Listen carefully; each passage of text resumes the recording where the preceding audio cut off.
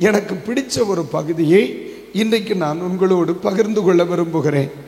1 ராஜாக்களின் புஸ்தகம். சிரமப்படாதீங்க, சீக்கிரம் அனுப்புகிறேன். 1 ராஜாக்கள் 8ஆம் அதிகாரத்தின் 8ஆம் அதிகாரத்திலே 29வது வசனத்தை ஒருவர் வாசித்து பாருங்கள். உமது அடியேன் இவ்விடத்திலே செய்யும் விண்ணப்பத்தை கேட்கும்படி என்னுடைய நாமம் விளங்கும் என்று நீர் சொன்ன இந்த ஸ்தலமாகிய இந்த ஆலயத்தின் மேல் உம்முடைய கண்கள் இரவும் பகலும் திறந்து இருப்பதாக. அந்த கடைசி வேர்டை நம்ம எல்லாரும் சேர்ந்து படிக்கலாமா? டிஸ்பிளே பண்ணியிருக்காங்க பாருங்க. ஆமீன். உம்முடைய கண்கள் இரவும் பகலும் திறந்து இருப்பதாக. ஒரு முறை கூட சொல்லுங்க, உம்முடைய கண்கள் இரவும் பகலும் திறந்து இருப்பதாக. இந்த வார்த்தையை அழகா சாலமோன் ஜெபிக்கிறார். எப்பவுமே நம்ம புரிஞ்சுக்கிடணும், நம்ம ஜெபிக்கிற எல்லாம் நமக்கு கிடைக்கிறதா என்பதை விட ரொம்ப முக்கியம் என்ன தெரியுமா? நான் ஜெபிக்கிறதெல்லாம் அவருக்கு பிடிக்கிறதா என்பதுதான்.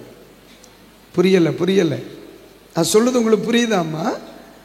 நான் ஜெபிக்கிறதெல்லாம் எனக்கு கிடைக்கிறதா என்பதை விட நான் கேட்கிறவைகள் எல்லாம் என் ஆண்டவருக்கு பிடிக்கிறதா என்பது ரொம்ப கவனமா இருக்கு.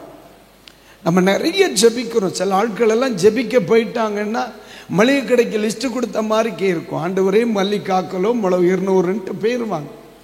ஆனால் ஒன்று சொல்றேன், நம்முடைய ஆண்டவர் எதையும் நமக்கு தருகிறவர். ஆனால் அவர் தருகிறவர் என்று சொல்வதை விட அவர் விரும்பி தருகிறவராய் இருக்கணும். இஸ்ரவேல் மக்கள் நான்வெஜ் கேட்கிறாங்க. ஆனால் அந்த விஷயத்தில் ஆண்டவருக்கு உடன்பாடு இல்லை. ஆனாலும் கொடுத்தார். ஆண்டவர் விரும்பாமல் தருவது நமக்குடைய ஆசீர்வாதத்திற்கு காரணமாய் இறார். ஆண்டவர் எதை தந்தாலும் எப்படி தரணும்? விரும்பி தரணும். எப்படி தரணும்? சிரித்த முகத்துடன் விரும்பி தரணும். பாருங்க, நம்ம பிள்ளைகள், நானும் 2 பிள்ளைக்கு அப்பா, காலேஜ் படிக்கிறாங்க. இப்போ நீங்களும் பெற்றவர்கள் இருக்கிறீங்கல்ல. நம்ம பிள்ளைகள் சில இடத்துல நம்மகிட்ட கேட்டு நம்ம வாங்கி கொடுப்போம், சிலதை கேட்காமையே வாங்கி கொடுப்போம். ஆனால் சில பிள்ளைகள் அடம்பிடிச்சு நம்மகிட்ட வாங்குவாங்க. பார்த்துருக்கீங்களா? நான் வாங்கி கொடுக்குறோம், ஆனால் இறுதி எப்படி இருக்கிறது? துக்கப்படுதில்ல. எனக்கு இன்னைக்கு தான் வேணும் மொபைல், இப்போ தான் வேணும் பைக், இப்போ தான் வேணும் இந்த ட்ரெஸ் அப்படின்னு அவன் கோப்படுறான், அழுறான், அடம்பிடிக்கிறான், சாப்பிடாம இருக்கிறான். உடனே நம்ம அவனை சமாதானப்படுத்துறதுக்கு என்ன சொல்றோம்? வாங்கி தரேன், பொறு, நான் தரேன்னு சொல்லி அவனை சாப்பிட வைக்கிறோம். ஆனால் இருதயம் என்ன சொல்லுகிறது? துக்கப்படுகிறது. வாய் சொல்லுகிறது தருகிறேன் அப்படிங்க. அப்போ ஆண்டவரும் அதே மாதிரிதான். உலகத்தின் பெற்றோராகிய நீங்கள் உங்கள் பிள்ளைகளுக்கு நல்ல ஈவுகளை கொடுக்க அறிந்திருக்கும் பொழுது பரமபிதா உங்களுக்கு தூய ஆவியை தருவது அதிக நிச்சயம் அல்லவா என்று பைபிள் சொல்லுது. ஆனால் ஒன்று புரிந்து கொள்ளுங்கள், இது பிள்ளைகளுடைய கண்ணீருக்கு பலன். ஆனால் ஒன்று, நான் கேட்பதை கர்த்தர் தருகிறார் என்பதை விட நான் கேட்பதை கர்த்தர் விரும்பி தருகிறார் என்பதுதான் அழகு. அல்லேலூயா. இப்படி ஒரு அழகான ஆலயத்தை இவர்கள் யோசித்து பார்க்காமல் தான் இந்த வேலையை ஆரம்பிச்சிருப்பாங்க. நினைத்ததை விட அழகானது அமைந்திருக்கிறது என்றால் இது கேட்டதற்கு கிடைத்ததல்ல, கேட்டதை விரும்பி கொடுத்தது. ஆண்டவர் எப்பொழுதுமே உங்க பிரேயர்ல அவர் விரும்பிட்டார்னா கேட்டதை அதிகமாய் தருவார், கேட்டதற்கும் அதிகமாய் தருவார். நீங்க எப்பவுமே புரியணும், ஆண்டவர் நம் கேட்கிறதை விரும்பிட்டார். அவர் விரும்புறதை நம்ம கேட்டோம்னா 5 கேட்டா 10 கிடைக்கும், 10 கேட்டா 20 கிடைக்கும். இன்னைக்கும் அப்படித்தான் நடந்திருக்கு. அதை நினைச்சு நான் ஆண்டவருக்கு நன்றி சொல்றேன். ஆனா இந்த இடத்துல தேவ மனுஷனாய் இருக்கிற சாலமோன் ஒரு காரியத்தை கேட்கிறார். 29ஆம் வசனத்தை மறுபடியும் டிஸ்பிளே பண்ணுங்க. இப்ப படிக்கணும்னாக்கா மன்னிக்கணும், நம்ம என்ன லேட் ஆகிறோம்னு சொல்ல வந்தேன். கடைசியில் அவர் சொல்லுகிறார், உம்முடைய கண்கள் இரவும் பகலும் திறந்திருப்பதாக. எல்லாரும் இந்த வார்த்தையை சொல்லுங்க. உம்முடைய கண்கள் இரவும் பகலும் திறந்திருப்பதாக. சாலமோன் ரொம்ப அழகான மனிதர். அவர் ஒரு முறை ஆண்டவர்கிட்ட கேட்கிறார். ஆண்டவர் கேட்கிறார் அவர்கிட்ட, உனக்கு என்ன வேணும் கேளு அப்படி. உடனே ஆண்டவர் சொல்ல, என்ன கேட்கறது, எனக்கு அறிவு கொடுங்க போதும்ன்ற. அந்த கேள்வி ஆண்டவருக்கு ரொம்ப பிடிச்சிருது. அதனால நீ கேட்காத செல்வத்தையும் உனக்கு தருகிறேன் அப்படின்னு ஆண்டவர் எக்ஸ்ட்ரா கொடுக்கிறார். இந்த இந்த இந்த பகுதியில் இந்த இடத்துல ஆண்டவர் எக்ஸ்ட்ரா கொடுக்கிற மாதிரி எனக்கு ஃபீல் ஆகும். என்னன்னா 29ஆம் வசனத்தில் அவர் சொல்லுகிறார், ஐயா இந்த ஆலயத்தில் உம்முடைய கண்கள் இரவும் பகலும் என்ன செய்யணும். ஆனா இந்த மனுஷன் ஆண்டவருக்கு ஒரு செக்கு வச்சாரும்பே, இரவும் பகலும் என்ன செய்யணும், திறந்திருக்கணும்னா. அப்படின்னா தூங்கிறதுக்கு வாய்ப்பே இல்லை. ஆண்டவர் தூங்கக்கூடாதுன்னு இந்த ஆளு ஜோம் பண்ணிட்டு இருக்காருயா. ஏற்கனவே பைபிள் சொல்லுது, இஸ்ரவேலை காக்கிறவ உறங்குவதும் இல்லை தூங்குவதும் இல்லை. இவர் என்ன சொல்றார், இரவும் பகலும் என்ன செய்திருக்கணும், திறந்திருக்கணும். அப்படின்னா இவருடைய பொருத்தனை, இவருடைய ஜெபம் என்ன, நீங்க தூங்கவே படாது, என்னையே குரு குரு குரு குரு குருன்னு பார்த்துக்கிட்டே இருக்கணும். ஹல்லேலூயா. ஆனா இந்த மனிதனுடைய அந்த அது ஆண்டவருக்கு ரொம்ப பிடிச்சிருக்குங்க, ஆண்டவருக்கு ரொம்ப பிடிச்சிருக்கு. அதனால அவர் இவர் ஜெபம் பண்றார், கண்கள் என்ன செய்திருக்கணும், திறந்திருக்கணும் அப்படின்னு ஜெபம் பண்றாரா. ஆண்டவர் ராத்திரி வர்றார், ஜெபத்தை கேட்டு ராத்திரி வர்றார். வந்து அவர் என்ன பதில் கொடுக்கிறார் பாருங்க.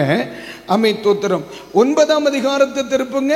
1 ராஜாக்கள் 9ஆம் அதிகாரத்தில் நம்ம படிக்கும் பொழுது தோத்திரம் 3ஆம் வசனத்தை இனி அக்கா படிங்க. யாரது?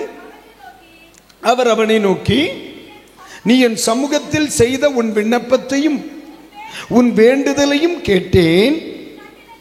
நீ கட்டின இந்த ஆலயத்தில் என் நாமம் என்றென்றைக்கும் விளங்கத்தக்கதாக அதை பரிசுத்தமாக்கணும். இவ்வளவு நேரம் படிச்சது எனக்கு வேண்டாம், இப்ப வேண்டாம். இனி என்ன எழுதி இருக்குன்னு நம்ம சேர்ந்து படிக்க போகிறோம். என் கண்களும் என் இருதயம் என்னாலும் இங்கே இருக்கும். என கேட்டது என்ன, என்ன கேட்ட, உம்முடைய கண்கள் இரவு பகல் திறந்திருக்கணும். இந்த ஜெபம் ஆண்டவருக்கு பிடிச்சு போச்சு. நீ என்னடா கண்ணை கேட்கறது, காற்றையும் சேர்த்து தாரேன். இந்த வசனத்தை பார்த்தீங்களா நீங்க? என் வாயே பார்க்காத ஒன்னாத பாரு, கவனிச்சலாமா? இவர் என்ன கேட்க, உம்முடைய கண்கள் இரவு பகலா என்ன செய்திருக்கணும், திறந்திருக்கணும். ஆண்டவருக்கு இந்த ஜெபம் பிடிச்சு போச்சு. நம்முடைய ஆண்டவர் கேட்பதற்கும் நினைப்பதற்கும் அதிகமாய் தருகிறவர் இல்லையா? உடனே என்ன சொல்றார், கண்ணு மட்டும் எதுக்குடா, இருதயம் சேர்ந்தே இருக்கட்டும். அப்ப நான் மனதில் நினைக்கிறேன், கேட்பதை விட அதிகமாய் கொடுத்த கர்த்தர் அருமையான இந்த சபைக்கும் இந்த ஊழியத்திற்கும் இந்த செகேனா மினிஸ்ட்ரிக்கும் நான் மனதார வாழ்த்துகிறேன். அவருடைய கண்களும் அவருடைய இருதயமும் என்னாலும் இங்கு இருப்பதாக. உங்கள்கிட்ட ஒரு அல்லேலியா எதிர்பார்த்தது தப்புதான், அல்லேலூயா. எடுத்தாலும் எடுக்கிறது இதெல்லாமா நம்ம பிச்சை எடுக்கிறது இல்லைங்க, எதிர்பார்த்தது தப்புதான். முடிஞ்சா ஒரு ட்ரை பண்ணி பாருங்க, உங்களுக்கு அல்லேலியா வருதான்னு பார்ப்போம். வருது ஆனா கொஞ்சம் குறைவா வருது, போ சரியாயிரும். அப்ப கவனிங்க, உன் கண்கள் மட்டுமல்ல என் இருதயமும் இருக்கும் அப்படின்றார். அப்ப நீங்க நல்லா கவனிங்க, ஏன் ஆண்டவரே இருதயம் என்று சொல்லுகிறேன்? நல்லா கவனிக்கணும். கண்கள் வெளி தோற்றத்தை பார்க்கும், இருதயம் உணர்வுகளை புரிந்து கொள்ளும். ஆண்டவர் சொல்றார், இங்க வருகிறவர்கள் எல்லாம் இன்னைக்கு இந்த இடத்துல பாருங்க, சிலர்லாம் பார்க்கும் பொழுது தேவ தூதர்கள் மாதிரி இருக்கு, அம்மானி குடும்பத்து பிள்ளைகள் மாதிரி இருக்காங்க சிலர்லாம். ஆனா வீட்டுக்கு போனா தான் தெரியும் ஏழ்ரை எங்க இழுக்குதுன்னு. அப்ப இங்க வருகிற எல்லாரையும் நம்ம பார்த்தோம்னா தோத்தர் வெளிப்படையா பார்க்கும் பொழுது சில நேரத்துல தேவ தூதர்கள் மாதிரியே இருக்கும். ஆனா தோத்திரம் வீட்டுக்கு போனா அந்தி கிறிஸ்துவோட மோசமா இருக்கும். அப்ப நம்ம வெளி தோற்றத்தை பார்த்துட்டு இவங்க ரொம்ப நல்லா இருக்காங்க, அவங்க வெளி தோற்றத்தை பார்த்துட்டு குறைவில்லாம இருக்காங்க. மனிதன் அதானே சொல்ற, நீ முகத்தை பார்க்கிறாய். ஆண்டவர் தானே சாமுவேல்கிட்ட சொல்றார், நான் இருதயத்தை பார்க்கிறேன். ஏன்னா உன் வெளி தோட்டத்தில் தான் உன் பிள்ளைகளை பார்க்க முடியுது, அவங்க இருதயத்தில் ரொம்ப வருத்தமா வருவாங்க. அப்ப இந்த ஆலயத்தில் வருகிற பிள்ளைகள் தோத்திர வெளி தோற்றத்தில் மட்டுமல்ல இருதயம் நொறுங்கின அநேகர் இந்த கூடாரத்துக்குள்ள வருவாங்க. அதனால ஆண்டவர் சொன்னார், வெளி தோற்றத்தை கவனிப்பதற்கு கண்களும் உள்ளம் உடைந்தவனுக்கு ஆறுதல் சொல்ல என் இருதயமும் என்னாலும் இந்த கூடாரத்தில் இருக்கும் என்று சர்வ வல்லவர் வாக்கு பண்ணினார். இந்த இடத்தில் ஆராதிக்கிறவர்கள் கரம் தட்டி இந்த வார்த்தைகளை ரிசீவ் பண்ணுங்க. இயேசுவின் நாமத்தினாலே இந்த பிள்ளைகளின் மேல் அது அப்படியே இருப்பதாக. ஒரு அல்லேலூயா சொல்லுவோமா?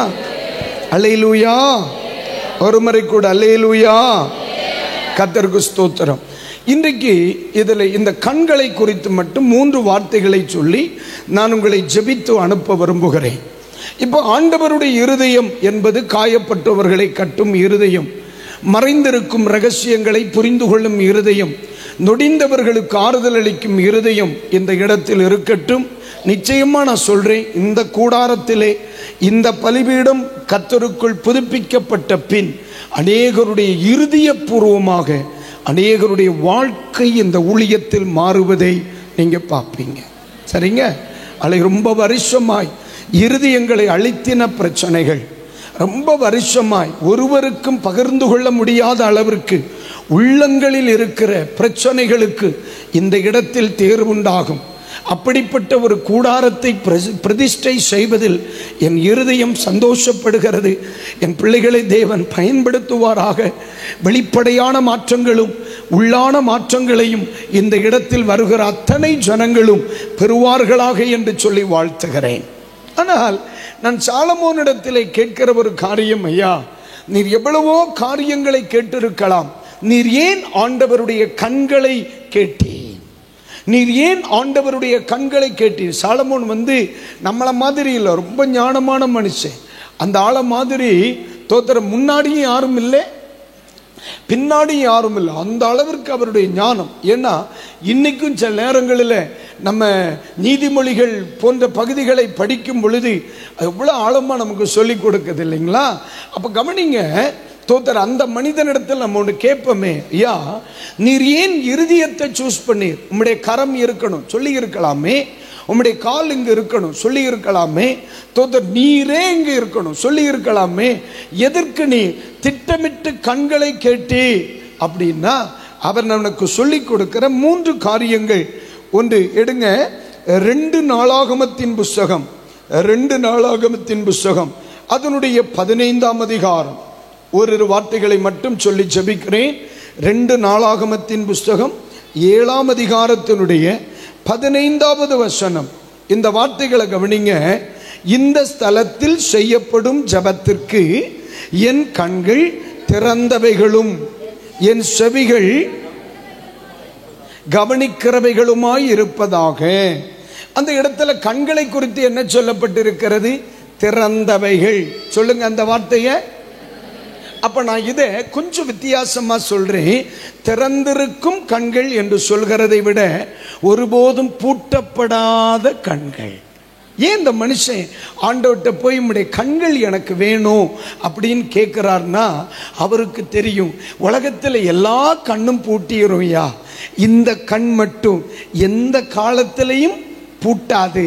அதனால தான் சொல்றார், ஐயா பூட்டப்படாத இந்த கண்கள் என்னோடு எப்பொழுதும் இருக்கணும். நான் சொல்றது புரியுதா உங்களுக்கு? அல்லேலூயா. ஒரு காலத்தில் நமக்கு ஆதரவாய் திறந்திருந்த சில கண்கள் இன்னைக்கு ஆதரவாய் இல்லை, தெரியுமா? ஒரு காலத்தில் நம்ம வளருகிறத விரும்புகிற மாதிரி நம்மள்கிட்ட பேசின சில கண்கள் இன்னைக்கு நமக்கு ஆதரவா இல்லை, தெரியுமா? இல்லை, தெரியுமா? ஆனால் இன்னைக்கு சொல்றேன்ப்பா, நான் ஒரு கண்ணை உங்களுக்கு அறிமுகப்படுத்துறேன். அந்த கண் எந்த காலமும் பூட்டாதியா. இன்னைக்கு திறந்துருச்சுன்னு வையே, அவர் வருகிறது வரைக்கும் உன் ஜீவிய காலம் முழுவதும் இந்த கண் திறந்தே இருக்கும். அது பூட்டப்படாத கண்கள். அல்லேலூயா. அப்ப இன்றைக்கு இரவு நேரத்தில் இந்த பிள்ளைகள் குடும்பத்திற்கும் இந்த பலிபீடத்திற்கும் நான் மனதார வாழ்த்துகிறேன். ஐயா, பூட்டப்படாத உம்முடைய கண்கள் என் பிள்ளைகளின் மேல் கவனமாயிருப்பதாக. ஒரு ஸ்தோத்திரம் சொல்லி இருங்க. நீங்க சொன்ன அப்படியே ஆகும் ஐயா. ஸ்தோத்திரம் சொல்லிருங்க, ஸ்தோத்திரம் சொல்லிருங்க. பூட்டப்படாத கண் சொல்லுங்க ஆண்டவரே. இந்த செகண்ட் மினிஸ்ட்ரி மேல பூட்டப்படாத கண், பூட்டப்படாத கண். பிள்ளைகள் போகும் பொழுது, வரும் பொழுது, ஜெபிக்கும் பொழுது, உபவாசிக்கும் பொழுது, பிரசங்கிக்கும் பொழுது, ஆண்டவருடைய சமூகத்தில் கண் விழித்து கர்த்தரை தேடும் பொழுது என் பிள்ளைகளின் மேல் பூட்டப்படாத கண். ஜோரா ஒரு கைத்தட்டு கொடுத்துருங்க. அல்லேலூயா. ஒரு ஆமீன் சொல்றீங்களா? அடுத்த வசனத்தை ஒன்று படிங்க, 16 ஒன்று பாருங்க, டிஸ்பிளே பண்ணுங்க. என் நாமம் இந்த ஆலயத்தில் என்றென்றைக்கும் இருக்கும்படி, அந்த வார்த்தை கவனிங்க, பரிசுத்தப்படுத்தினேன். என் கண்களும் என் இருதயமும் என்னாலும் என்னாலும் இங்கே இருக்கும். என்னாலும் இங்கே அப்படின்னா என்னாலும் இருக்கிற கண் என்று போதிக்கல, நான் விலகாத கண்ணுன்னு போதிக்கிறேன். அல்லேலூயா. என்னாலும் உங்க கூட இருக்கும் அப்படின்னு சொல்றதை விட, அம்மா இன்னைக்கு நான் உன்னை வாழ்த்துறேன் மக்களே. ஒரு காலம் வரும் பொழுது இந்த கண் மூடிடும். ஆண்டவர் என்னை எடுத்துக்கொண்டால் என் கண்ணை மூடி போயிடும். ஆனால் இன்னைக்கு நான் உனக்கு ஒரு கண்ணை உனக்கு அறிமுகப்படுத்துகிறேன். இந்த உலகத்தில் யாரும் உன்னை பார்ப்பதற்கு முன்னையே உன்னை இந்த மகிமையான பீடத்தில் நிறுத்துவதற்கு உன்னை கருவறையில் கண்ட ஒரு கண் உண்டல்லவா, அந்த கண். இன்றைக்கு நாங்கள் பார்க்கிற எல்லா கண்களும் உன்னை பார்க்கும் நிலையை விட்டு விலகி போனாலும் உன்னையும் உன் குடும்பத்தையும் உன் தரிசனத்தையும் ஊழியத்தையும் விட்டு விலகாத ஒரு கண்ணை இந்த ராத்திரியில் இந்த பலிபீடத்திற்கு வாக்கு பண்ணுகிறேன். எது விலகி போனாலும் இந்த கண்கள் விலகி போவதில்லை. எது விலகி போனாலும் இந்த கண்கள் விலகி போவதில்லை. என் பிள்ளையோடும் குடும்பத்தோடும் என் பிள்ளைகளோடும் வரும் ஜனத்தோடும் என் பிள்ளைகளோடும் இந்த இடத்தில் ஆராதிக்கும் மக்களோடும் இந்த விலகாத கண் என்றைக்கும் நிலைத்திருப்பதாக என்று வாழ்த்துகிறேன். அல்லேலூயா, அல்லேலூயா, அல்லேலூயா, ஆமென். இன்னொரு கண் இருக்கிறதுங்க. அது என்ன பண்ண தெரியுமா? சங்கீதம் 14:2 அதோட முடிச்சிட்டேன். என் பகுதி முடிஞ்சது, முடியல, முடிச்சிருக்கேன். 14:2 சங்கீதம் 14. தேவனை தேடுகிற உணர்வு உள்ளவன் உண்டோ என்று பார்க்க ஆண்டவர் இப்படியே பார்க்கிறார். தோத்திரம். இந்த இடத்துல நம்ம 100 பேர் இருக்கிறோம், இல்லை 1000 பேர் இருக்கிறோம்னா ஆண்டவர் அந்த கூட்டத்தின் நடுவில் அவருடைய பார்வை என்ன செய்து, இவ்வளவு பேர் இருக்கிறாங்க, இதுல என்னை தேடுகிறவன் யார் என்று தேடுகிறவனை தேடுகிற கண்கள். 1000 பேர் நடுவில் ஆண்டவர் தேடுறார். இதுல பசித்தவன் யார்? இந்த இடத்துல தேவை உள்ளவன் யார்? இந்த இடத்தில் தேடுகிறவன் யார்? இந்த இடத்தில் கடமைக்காக வந்து அமர்ந்திருக்கிறவன் யார்? இந்த ஆலயத்திற்குள்ளே அழுது கொண்டிருக்கிறவன் யார்? தேவன் பரலோகத்தில் இருந்து என்ன செய்கிறார்? கண்ணோக்குகிற கண்கள். அப்படின்னு என்ன அர்த்தம்? அது தேடுமாங்க. அல்லேலூயா, சத்தம் அல்லேலூயா. என்னை கேட்கிறவர்களே, ஒன்று புரிந்து கொள்ளுங்கள். இந்த கண் இந்த திருச்சபைக்கு வேணும் பாருங்க. ஏன்னா நானும் ஒரு 27 ஆண்டுகளா சபை போதகரா இருக்கேன். ஆயிரக்கணக்கான மக்களை நம்ம பார்க்கிறோம். ஆனா என் பிள்ளைகள் என்ன வருத்தத்தில் வர்றாங்கன்னு நமக்கு தெரியல. வெளியில் அவங்கள பார்க்கும் பொழுது நல்லா இருக்கிற மாதிரி இருக்கு. அதனால தான் நான் சொல்றேன், தனி நபர்களை தேடுகிற கண் இந்த கூடாரத்திற்குள்ள வேணும்.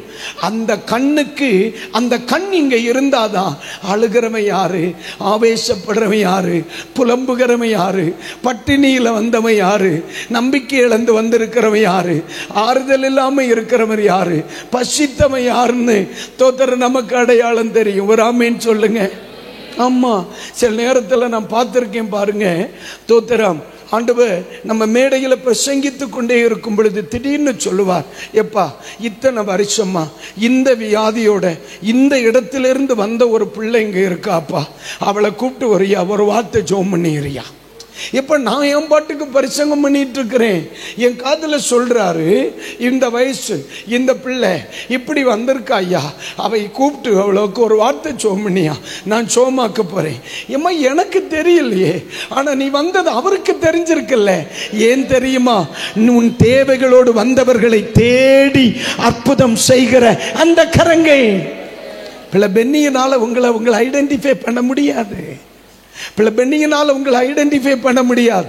ஆனா அந்த பென்னிக்க கூட இந்த இடத்துல அந்த 2 கரங்கள் இருந்தா நீங்க என்ன யோசனையில உள்ள வருவீங்களோ அதை பளிச்சுன்னு வார்த்தையை சொல்லி கொடுத்துருவார். வேணுமா இல்லையா? உங்களுக்கு வேணுமா இல்லையா? அப்ப முதலாவது என்ன கண்கள்?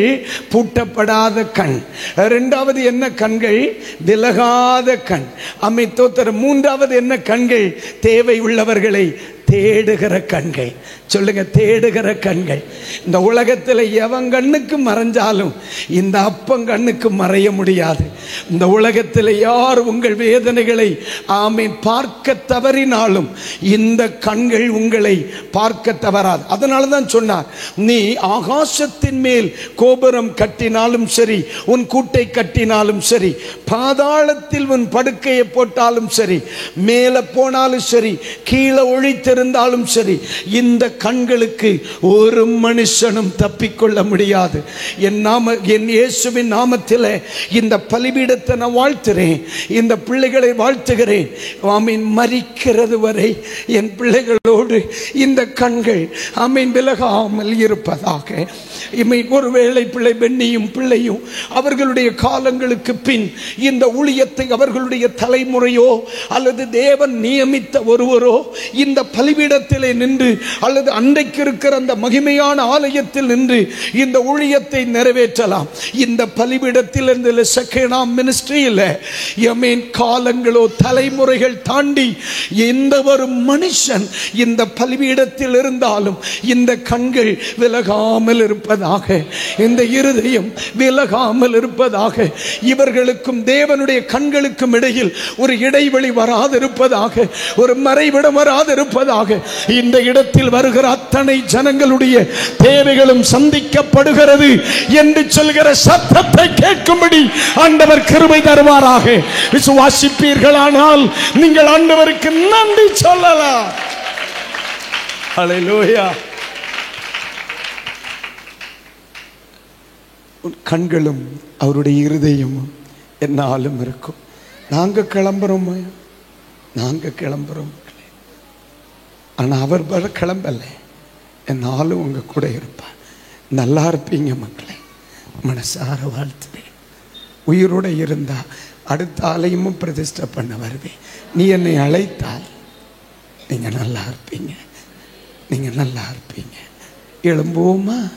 ஜெபம் பண்ணுவோம். God bless you. இந்த இடத்தில் கூடி வருகிற என் அன்பு பிள்ளைகளுக்கு சொல்லுகிறேன், அவருடைய கண்களும் அவருடைய இருதயமும் என்னாலும் இருக்கும். தேவை உள்ளவர்களை அழைத்து வாருங்கள், வியாதிப்பட்டவர்களை அழைத்து வாருங்கள், நம்பிக்கை இழந்த மனிதர்களை அழைத்து வாருங்கள். இயேசு அற்புதம் செய்வார். நாங்கள் மட்டும்தான் புறப்படுகிறோம், ஆண்டவர் அல்ல. அவர் என்னாலும் இங்கு தான் இருப்பார். ஒரு கணம் உங்க 2 கைகளை உயர்த்தி இந்த ஊழியத்தை ஒரு வார்த்தை பிளஸ் பண்ணி ஜெபம் பண்ணுவீங்களா? ஆண்டவரே, 2 பேர் வரீங்களா மக்களை, பிள்ளைகளை எடுத்துட்டு இந்த கூடாரத்தில் ஊழியம் செய்வதற்கு வேண்டிய ஒரு அபிஷேகத்தை இன்றைக்கு இரவிலே நீங்கள் எல்லாரும் கண்களை மூடி ஒரே ஒரு கணம், ஆண்டவரே உம்முடைய கண்கள் விலகாமல் இருக்கட்டும்.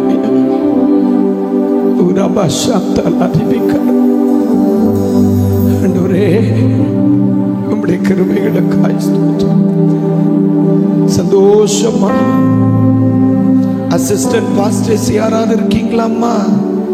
வாங்க, இந்த பலிபீடத்தில் ஊழியம் செய்கிறவங்க வாங்கம்மா முன்னாடி. இந்த பலிபீடத்தில் போதகருடைய தரிசனத்தை இணைந்து சுமக்கிறவர் யார்? உதவி ஊழியர்கள், ப்ளீஸ் கம். உங்களுக்காக ஜெபம் பண்ணிட்டு போறேயா. நீங்க கண்களை மூடி, அவங்க சீக்கிரமா வர முடியுமா? ஹல்லேலூயா.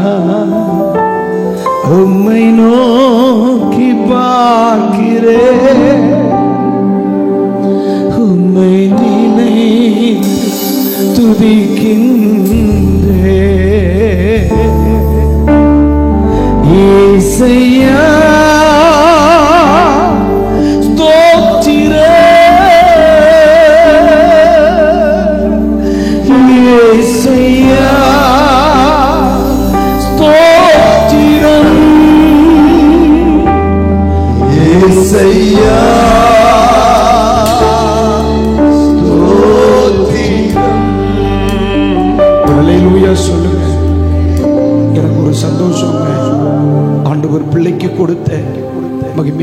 தரிசனம்.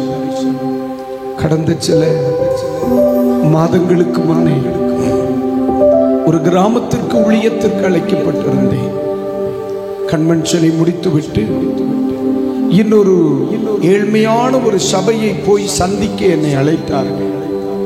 ஊழியத்தை முடித்து வரும் வழியில் ஒரு கிராமத்திற்கு போயிருந்தேன். அந்த போதகரோடு நான் பேசிக் கொண்டிருக்கும் பொழுது அவங்க என்ன பார்த்து சொன்னாங்க, இந்த கிராம பகுதிகளில் ஊழியம் செய்வதற்கு pastor Benny Xavier and team பல முறை வந்திருக்கிறார்கள். நான் சும்மா பார்க்கறதுக்கு போனேன். அங்க பிள்ளை பணிவிடை செய்வதற்கு போயிருக்கிறேன். அந்த கிராமத்தில் தங்கி இருந்து ஊழியம் செய்கிற அந்த கிருபை, உண்மையாகவே சொல்லுகிறேன், பாஸ்டர் நிர்மல் சொன்ன பொழுது எங்களால் அதை செய்ய முடியாத மக்களே, ஆனால் என் பிள்ளைகளால் அதை செய்ய முடியும். நீங்கள் தேவனுடைய பார்வையில் விசேஷித்தவர்கள்.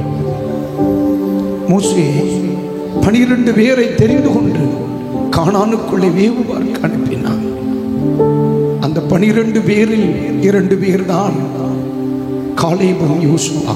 அதுபோல இந்த பிள்ளையை நான் வாழ்த்துகிறேன். ஒரு கணம் உங்களுடைய கரங்களை நீட்டி இவர்களுக்காக, உங்கள் போதகருக்காக நீங்கள் ஜெபம் பண்ணுங்க. தகப்பனே, உம்முடைய நாமத்தில் பிள்ளையை நான் வாழ்த்துறேன். அடுத்த தரிசனத்துக்கு நேரா நடத்துங்கப்பா. உங்க கிருபை எப்பொழுதும் இருக்கும்.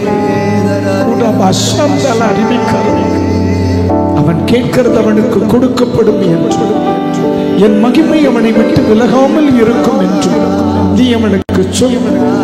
என் கண்களும் இருதயமும் இனியவனோடு இருப்பதை பேசும். ஊழியத்திலே ஒரு மிகப்பெரிய புரட்சியை நான் கட்டளையிடுவேன். இன்று முதல் நான் உன்னை ஆசீர்வதிப்பேன் என்று சேனைகளின் கர்த்தர் உனக்கு வாக்கு பண்ணுகிறார். அவர் காண்கிறதை இனி நீ செய்வாய். இயேசுவின் நாமத்தில் இந்த பிள்ளையை நான் ஆசீர்வதிக்கிறேன். மகளுக்காக ஜெபிக்கிறேன். தரிசனத்தோடு இணைந்து பயணிப்பதற்கு ஆண்டவர் பிள்ளைக்கு கிருபை கொடுக்கும்படி 3 குழந்தைகளையும் ஆசீர்வதியும். உமது கிருபை அவர்களோடு அதிகமாய் இருக்கட்டும். சபையை நடத்துவதற்கு, ஜனங்களை நடத்துவதற்கு, உடல் ஊழியர்களை நடத்துவதற்கு, தரிசனத்தை நிறைவேற்றுவதற்கு இவர்களுக்கு வேண்டிய உன்னத அபிஷேகத்தை வைத்து நம்முடைய கிருபை இருக்கு. பிள்ளை பிராங்கலினுக்காக ஜெபிக்கிறேன். காரணம் இல்லாமல் இந்த கூடாரத்தில் தம்முடைய மகளுடைய தரிசனத்தோடு பிதா குமாரன் பரிசுத்த ஆவியின் நாமத்தில் பிள்ளை வாழ்த்தி இவர்களை மனதார ஆசீர்வதித்து ஜெபிக்கிறேன். உமது கிருபை இவர்களோடு இருக்கட்டும். இந்த இடத்தில் நடைபெறுகிற ஒவ்வொரு ஜெபங்களும் ஆசீர்வாதமாய் இருப்பதாக, ஒவ்வொரு ஆராதனைகளும் ஆசீர்வாதமாய் இருப்பதாக, ஒவ்வொரு கூடுகைகளும் ஆசீர்வாதமாய் இருப்பதாக, இந்த இடத்தில் வருகிற ஜனங்கள் ஆசீர்வாதமாய் இருப்பார்களாக. இந்த இடத்தில் இருந்து வெளியே போகிற பிள்ளைகள் ஆசீர்வதிக்கப்பட்டு கடந்து போவார்கள்.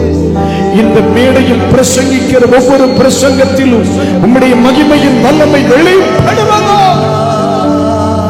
இன்றைக்கு உம்முடைய கிருபையின் கரத்தில் இந்த இடத்திலே வந்து கலந்து கொள்ளும் பிள்ளைகள் ஆசீர்வதிக்கப்படும். வியாதிகள் சுகமாகணும், அற்புதங்கள் நடக்கணும், அசுத்த ஆவியில் பீடிக்கப்பட்டவர்கள் விடுதலை பெறணும், குஷ்ட ரோகிகள் சுகமாகணும், பைத்தியக்காரர்கள் மனம் திரும்பணும், பைத்தியக்காரர்கள் தெளிவடையணும், பொல்லாத பாவத்துக்குட்பட்டவர்கள் விடுதலை பெறுவார்களா?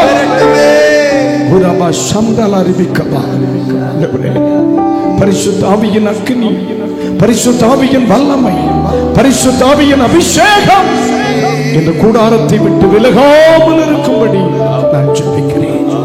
உன்னை மகிமைப்படுத்தினே, இன்னும் மகிமைப்படுத்துவேன் என்று இந்த வருடத்திலே தேவன் அற்புதங்களை கர்த்தர் எனக்கு தந்த அதிகாரத்தின்படி பிள்ளைகளை ஆசீர்வதிக்கிறேன் இயேசுவின் நாமத்தில். அல்லேலூயா. உங்க இடங்களுக்கு நீங்க போகலாம். ஓரமா இருக்கிறவங்க சுவத்தின் மேல உங்க கைகளை வச்சுக்கிடுங்க. சுவற்றின் மேல உங்க கைகளை வைங்க. அந்த கேட்ல டோர்ல நிக்கிறீங்கல்ல, டோர் பக்கத்துல, நீங்க கரெக்டா அந்த டோர் மேல கரெக்டா அந்த இடத்துல நின்னுக்கிடுங்க. இதை தாண்டி உள்ள வரணும், இதை தாண்டி வெளியே போகிறவனும் ஆசீர்வதிக்கப்படும் இயேசுவின் நாமத்தில். எல்லாரும் பலிபீடத்தை தான் பிரசவ பண்ணுவாங்க. நான் கொஞ்சம் வித்தியாசமான, இதை தாண்டி பிசாசு பிடிச்சவன் தலை உயர்த்தி வரவே கூடாது. இதை தாண்டி ஒருவன் கைவிடப்பட்டவனா வெளியே போயிடவே கூடாது. கைகளை தட்டி ஆண்டவருக்கு ஒரு நன்றி சொல்லியிருக்கோம். இந்த ஆலயத்தை பிதா குமாரன் பரிசுத்தாவியின் நாமத்தில் கர்த்தருக்கென்று பிரதிஷ்டை செய்கிறேன். இந்த ஊழியம் என்றைக்கும் ஆசீர்வதிக்கப்படும். இந்த கட்டிடத்தை ஆசீர்வதிக்கிறேன். இந்த வளாகத்தை ஆசீர்வதிக்கிறேன். ஒவ்வொரு உபகரணங்களை ஆசீர்வதிக்கிறேன். இந்த இடத்தில் நடைபெறுகிற ஜெபங்களோ ஆசீர்வதிக்கப்படும். நம்முடைய வல்லமையுள்ள கரத்திற்காய் நன்றி. தேவ ஆலயமும் அவரே, தூய ஒளி விளக்கும் அவரே. தேவ ஆலயம் தூய ஒளி விளக்கும் அவரே.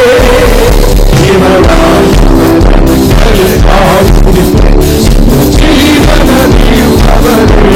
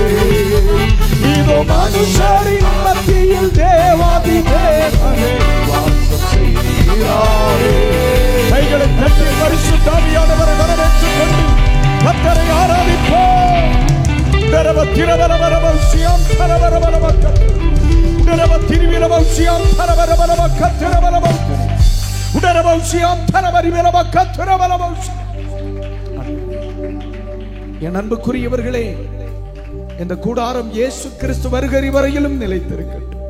ஆண்டவர் இயேசு சொன்னார், இதை குறித்தே நீங்கள் சந்தோஷப்படுகிறீர்கள். உங்களுக்காக பிதாவின் வீடு ஆயத்தப்படுகிறது. நம்மை சேர்க்க இயேசு சீக்கிரமாய் வரப்போகிறார். மகிமையான ஒரு ராஜ்யத்திற்கு நாம் கடந்து செல்ல போகிறோம். இவை கொஞ்ச காலம் மாத்திரம்.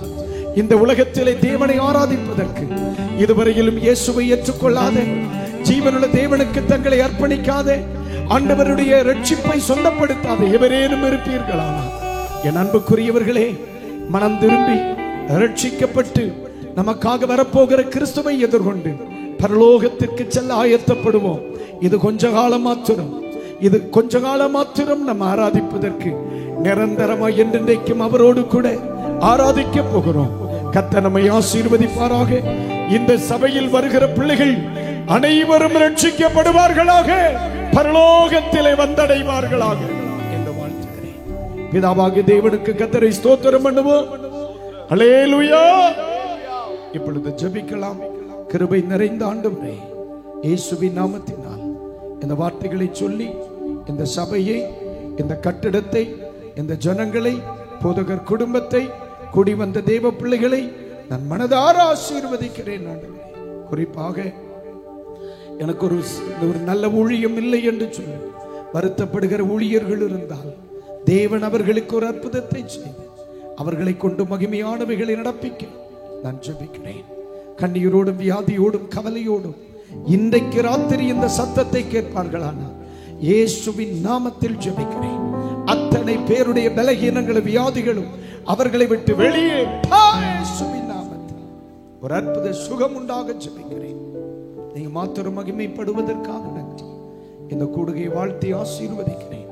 இந்த ஊழியத்தை, சபையை, கட்டிடத்தை மனதார வாழ்த்தி இயேசு வருகிறது வரை இந்த ஊழியம் நிலை நிற்கட்டும் என்று ஜெபித்து விடைபெறுகிறேன். ஆசீர்வதியும் கேட்கிறோம் நல்ல பிதாவே. கைகளை சத்தமாய் முடலேலுயா, அல்லேலுயா, அல்லேலுயா.